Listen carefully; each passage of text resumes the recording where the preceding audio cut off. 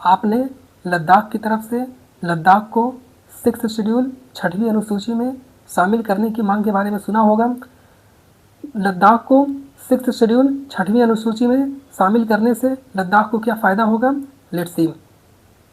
6th schedule 6वीं अनुसूची scheduled tribe अनुसूचित जनजाति से संबंधित है। इंडिया के 4 स्टेट्स में 6th शेड्यूल एरियाज पाए जाते हैं। असम में 6th शेड्यूल 6वीं अनुसूची के एरियाज पाए जाते हैं, जिसमें असम का कार्बी एंगलोंग, दीमा हसाओ और बोडोलैंड आता है। मेघालय में 6th शेड्यूल एरियाज पाए जाते हैं, जिसमें मेघालय का गारो, खासी, जयंतिया हिल्स आता है। त्रिपुरा में करीब त्रिपुरा का 70% एरिया 6th शेड्यूल 6वीं अनुसूची में आता है।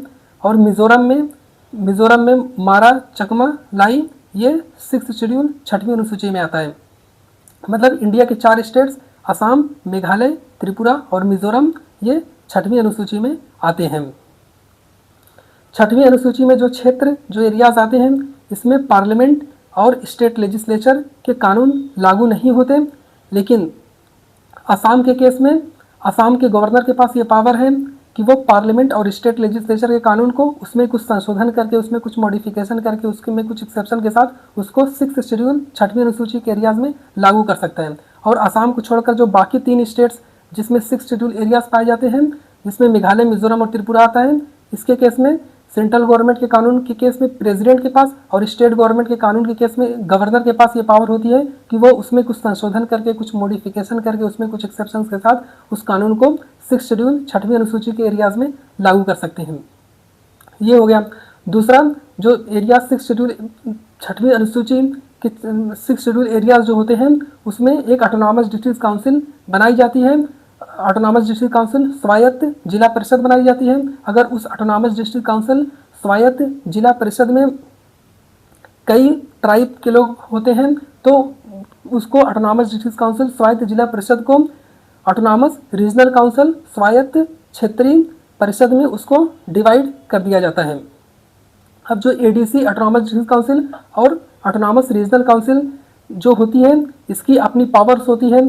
इसके पास लेजिस्लेटिव, एग्जीक्यूटिव और जुडिशियल पावर्स होती है। कार्यपालिका, विधायिका और न्यायपालिका से लिमिटेड लेवल पे न्यायपालिका संबंधित पावर्स होती हैं।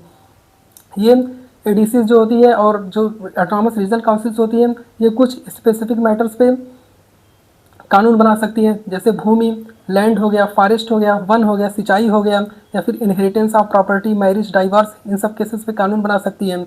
ये कुछ स्पेसिफिक इश्यूज़ पे टैक्सेस, रेवेन्यूज़ इकट्ठा कर सकती है।